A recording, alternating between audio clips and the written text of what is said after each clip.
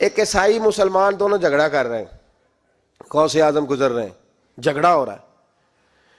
عیسائی مسلمان سے کہتا ہے ہمارے نبی عیسیٰ علیہ السلام نے مردے زندہ کیے، تمہارے نبی نے بھی کو کیا تو بتاؤ۔ مسلمان پڑھا ہوا نہیں تھا، حالانکہ نبی پاک نے بڑے مردے زندہ کیے، پڑھا نہیں تھا، بتا نہ سکا۔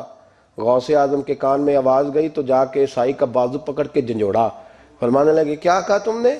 میرے مصطفیٰ نے مردہ زندہ کیا تو بتاؤں؟ فرمایا تو نبی پاک کی چھوڑ، میں غلاموں کا غلام ہوں، میں غلاموں کا غلام ہوں، مجھے بتا کون سا مردہ زندہ کرنا ہے۔ تو چھوڑ حضور کی بات نہ کر، میں غلاموں کا غلام ہوں، مجھے بتا کون سا مردہ زندہ کرنا ہے۔